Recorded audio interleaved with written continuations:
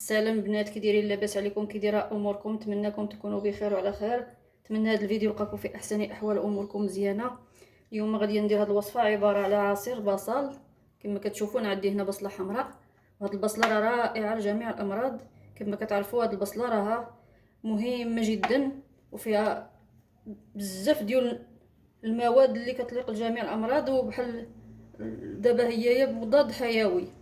هاد البصله مضاد حيوي كتليق لجميع الامراض بحال التضخم في البروستات والتهاب في المثانه، وكتليق السكري. كديرها عصير وكتشربيها مزيانه. كتعتبر هاد البصله ك الانسولين ديال مرض السكر، كتعتبر انسولين المرض السكري. كما كتشوفون غادي غير نشدها نقيها، وتكون بصله حمراء كما كتشوفوا هانتو. غادي نقيها، هاد القشره ديالها، وغادي نحكها في الحكاكه. الا بغيتو طحنوها طحنوها، قطعوها طحنوها. انا غادي نشدها غير نحكها. هاد البصله رائعه مهمه مزيانه للامراض. انتيبيوتيك طبيعي. دابا انا نقيتها، غادي نغسلها وغادي نحكها.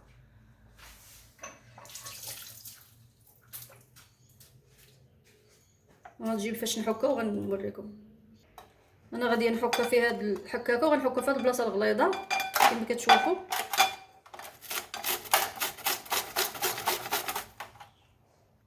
من بعد ما حكيتها كما كتشوفوا هانتوما،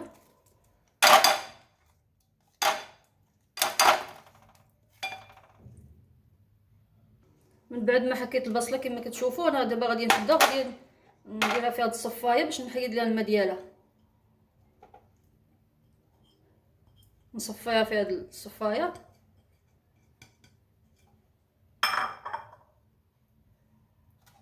نوريك عليها دابا بهاد المعلقه كما كتشوفوا، تيخرج داك السائل ديالها كامل.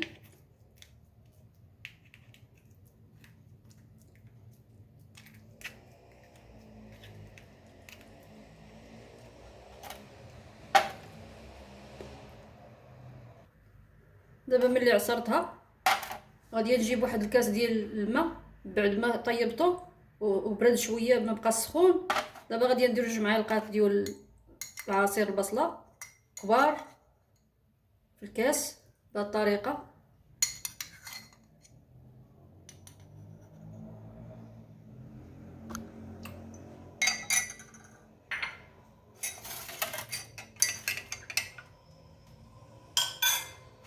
وندير معلقه ديال العسل باش ما تجيناش حاره بزاف. ندير واحد المعلقه ديال العسل، والعسل خصو يكون اصلي حر. ونحركو مزيان بهذه الطريقه.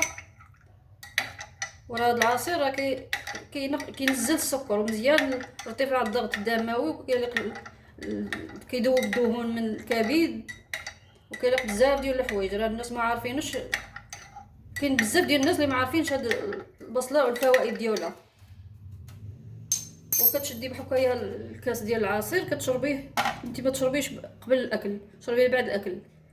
المهم باش تكون معدتك عامره وباش ما يضركش فيها البصلات، ما تحرقكش في المعده. ولكن واخا هي كتحرق، ولكن راه فوائدها عظيمه البصله.